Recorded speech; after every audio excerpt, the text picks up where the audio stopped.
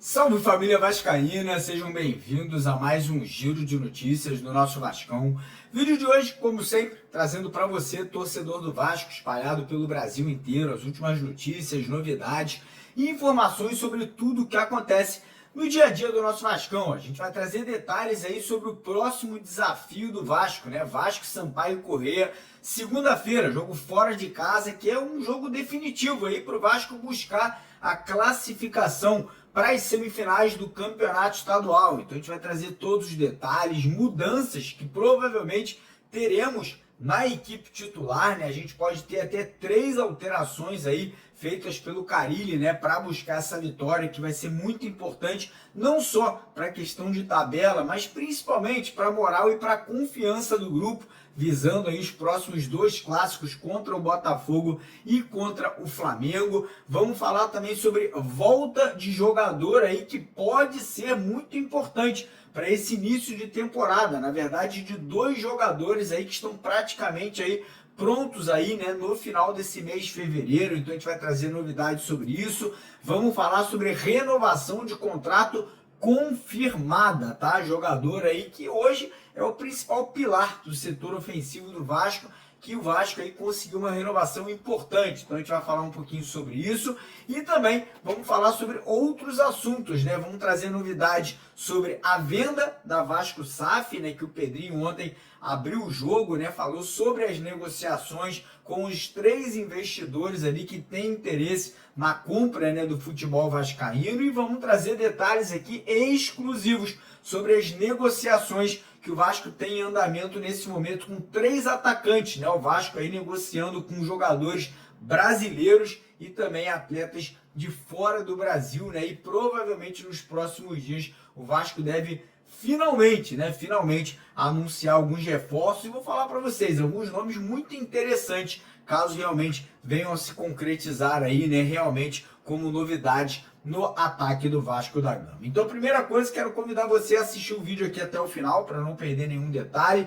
Quero também convidar todos vocês que ainda não são inscritos aqui no nosso canal, né? Você que ainda não segue a gente no YouTube, dá uma paradinha no vídeo, né? Dá uma pausa no vídeo, corre lá embaixo, clica naquele botão vermelho escrito inscreva-se, vem fazer parte da nossa família. Quem puder também deixar aquele joinha, deixar aquele like, a gente fica muito agradecido com a ajuda e com a moral de vocês. E um recado aqui importante, né? Ontem muita gente me perguntou, né, sobre o sorteio que a gente vai fazer desse almirante aqui para a galera que está seguindo a gente lá no Twitter, né? Na verdade, o antigo Twitter agora se transformou no X. Ainda dá tempo de você participar. Isso aqui, ó, pode ser seu. Eu ganhei 2, vou estar dando um de presente para um dos inscritos aqui no canal para participar. Tudo que você tem que fazer não tem que pagar nada, é de graça. Só você seguir a gente aqui no YouTube e tá seguindo a gente lá no X também. É o primeiro link aqui na descrição do vídeo. Clicou, você vai ser direcionado para lá. Vai lá, segue a gente para você garantir a sua participação. O sorteio vai acontecer na segunda-feira após a partida ao vivo aqui no canal.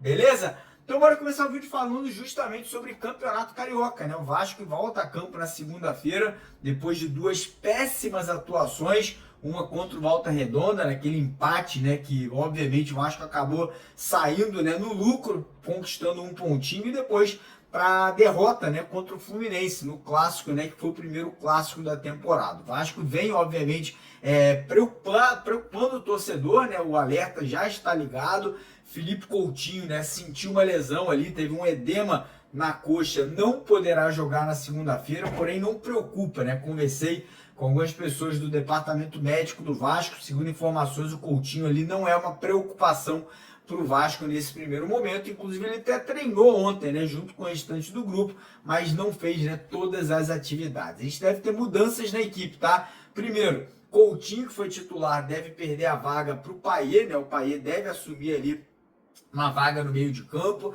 A gente pode ter também a saída do Hugo Moura para a entrada do Maxime Domingues, né, fazendo com que o time jogue mais agudo, né, mais para frente, né, marcando mais a saída de bola da equipe adversária, e podemos ter uma alteração no sistema defensivo.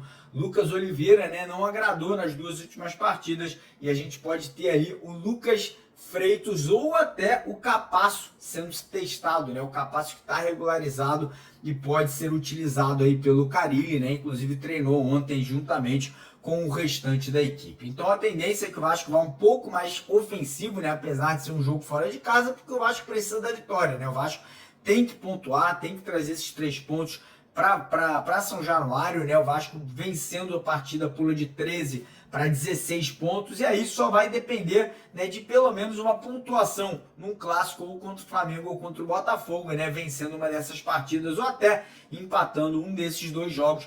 O Vasco consegue aí uma classificação suada, mas consegue uma classificação para as semifinais do campeonato estadual. E aí a gente, obviamente, né, vai trazer para vocês algumas novidades importantes que a gente pode ter para essa reta final de estadual, muito provavelmente mais para a Copa do Brasil e para a Copa Sul-Americana e para o Campeonato Brasileiro, que são 2 jogadores que estão voltando, né? São eles o Estrela, o Guilherme Estrela, meio atacante, né, que ano passado estreou muito bem no profissional naquele jogo contra o São Paulo, e o atacante Adson, cara. Os 2 já estão treinando, fazendo atividades físicas ali, né, de movimentação, reforço muscular, preparação física, e a tendência é que os 2 estejam muito perto de estarem prontos no final desse mês de fevereiro ou no comecinho do mês de março. Então a expectativa principalmente em cima do Adson, né? O Adson hoje seria titular absoluto desse time do Vasco, né? Um jogador muito importante, um jogador que chama a responsabilidade, é muito agudo, né? Um jogador que vai somar muito quando tiver a oportunidade de voltar a vestir a camisa vascaína. Lembrando que o David, que é o nosso outro atacante que também está machucado, está tendo uma recuperação muito positiva, né? Ele inicialmente estava ali com uma previsão de voltar só no mês de agosto, porém está se recuperando muito bem e já espera-se que ele possa retornar aos gramados mais ou menos ali no mês de maio. Então notícia muito positiva sobre o David também. Seguindo aqui o vídeo, vamos falar um pouquinho sobre a renovação de contrato. A gente até falou sobre esse assunto, mas ontem o Vasco publicou oficialmente, né, no BID da CBF, a renovação com Pablo Verrete, contrato renovado até o final de 2026, ou seja, até o final do ano que vem. O salário do Verrete aumentou para R$760 mil por mês, fazendo com que a multa rescisória do Verrete também fosse aumentada. Então vamos dizer que o Verrete arrebente aí agora até o meio do ano, né? Faça gol pra caramba, seja artilheiro do Carioca, artilheiro da Copa do Brasil, enfim. Seja o Verrete, que a gente sabe que ele pode ser.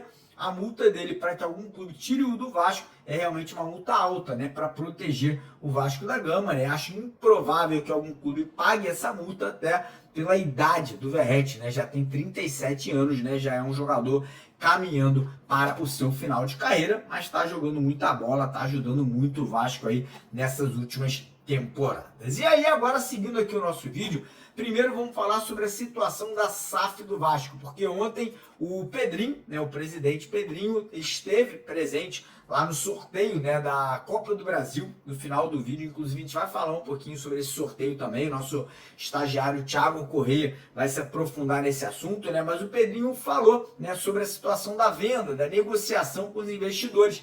E o Pedrinho, ele foi muito honesto, né? Ele falou o seguinte, cara: o Vasco já fez tudo que poderia fazer. Respondeu todas as perguntas, assinou todos os termos contratuais, está, obviamente, conversando com todas as partes, né? O italiano Andrea Radrizzani, o multibilionário grego, né, o Evangelos Marinakis, o grupo americano, né, o FSG, Fenway Sports Group, que é o dono do Liverpool lá da Inglaterra. Porém, o Pedrinho foi muito sucinto, foi muito humilde, até acho que foi correto na colocação dele. A gente critica quando tem que criticar e elogia quando tem que elogiar. O Pedrinho falou, cara: eu não recebi nenhuma proposta, eu quero vender o Vasco está à venda, porém o Vasco só poderá ser vendido quando chegar uma proposta oficial, né? Não tem como o Pedrinho pegar, né, e apontar ali uma arma para um desses investidores e falar: ó, bota uma proposta na mesa, está te obrigando a comprar o Vasco. Não tem como fazer isso, né? O Pedrinho está tentando, respondendo tudo que está aí, né, ao alcance do Vasco, mas até agora não houve realmente uma formalização, né, uma oficialização de uma proposta, que pode acontecer nos próximos dias, nas próximas semanas, né? Existe uma reunião pré-marcada agora para o final de fevereiro entre o Vasco e o Marinakis, né? Notícia trazida na semana passada por jornalistas que cobrem o Vasco da Gama. Isso aí pode acabar culminando, né? Pode ser que o Marinacci finalmente, né, coloque essa proposta aí nas mãos do Vasco da Gama. Então essas são as notícias sobre a SAF.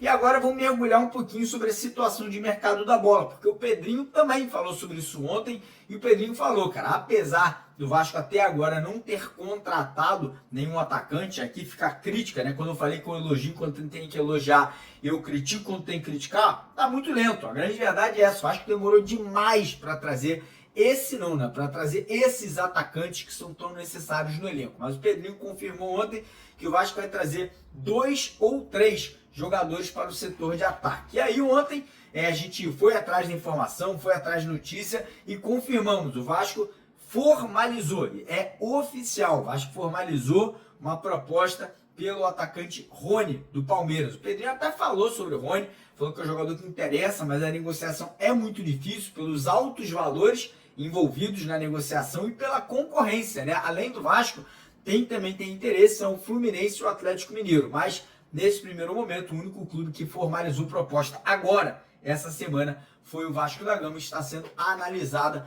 pelo Rony e pelo empresário dele. Além do Rony, o Vasco também fez aí uma sondagem pelo atacante Andrés Renteria, jogador que está atualmente atuando no Alianza da Colômbia, né? Um jogador muito vertical, um jogador que tem 31 anos de idade, muito experiente, muito rodado, muito maduro, né? O Vasco fez ali uma consulta para saber se o jogador teria interesse em jogar no futebol brasileiro, mas apenas consultar. Não houve proposta do Vasco nesse primeiro momento, como eu falei, é um jogador já rodado, jogou no futebol mexicano, jogou no futebol argentino, né, e poderia ser uma opção para composição de elenco. Não é jogador para chegar e ser titular do Vasco, pelo menos não na minha opinião. E aí vamos num outro jogador.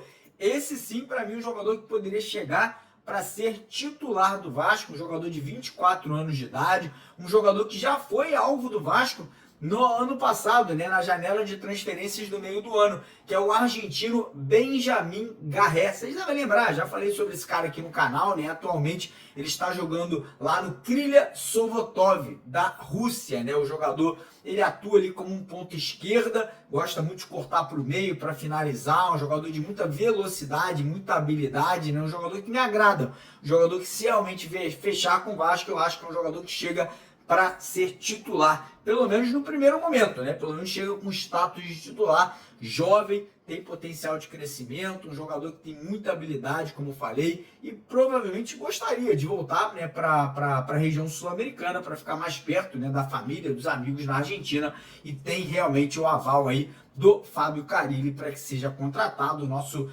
estagiário, o Matheus Gilbert, entrou em contato com o empresário do Benjamin Garré, que confirmou a negociação entre o Vasco da Gama e o jogador. Então a gente pode ter uma novidade já nas próximas horas agora, né, desse sábado. Sim, se a gente tiver qualquer novidade, a gente vai postar primeiro lá no X, né, lá na nossa plataforma, que você tem que seguir a gente lá para participar do sorteio desse almirante aqui. E, obviamente, no vídeo da tarde a gente traz para vocês informações sobre o jogador também. Mas, antes de terminar o vídeo, vou passar a bola para o Thiago, nosso estagiário, que vai falar um pouquinho sobre o desafio do Vasco na Copa do Brasil. Primeira rodada contra o União Rondonópolis. Mas antes, deixa o like, se inscreva no canal e siga a gente lá no X, para você levar um almirante desse para casa nessa segunda-feira. Beleza? Primeiro link aqui na descrição do vídeo. E quem quiser apostar na vitória do Gigante da Colina na segunda-feira, corre lá na Estrela Bet. Primeiro comentário fixado do vídeo de hoje, a gente vai dar para vocês 3 camisas do Vascão, em parceria com a Estrela Bet, na segunda-feira, para todo mundo se cadastrar. Se cadastrou, está participando.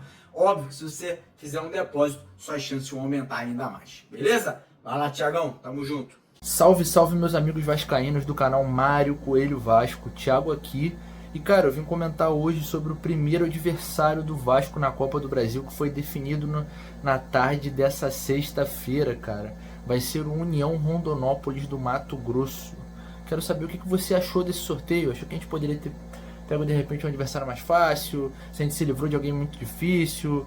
Enfim, quero saber aí a opinião de você nos comentários. Vamos comentar um pouquinho sobre esse União Rondonópolis. Bom, já comentando, foi uma equipe que ano passado não fez uma boa campanha na Série D do Campeonato Brasileiro, ficou em sexto no Grupo E, ou seja, não se qualificou para as fases finais do Campeonato Brasileiro Série D. Nesse ano está em quinto lugar no Campeonato Mato Grossense e está disputando as quartas de final da Copa Verde, inclusive enfrenta o Goiás, tá certo?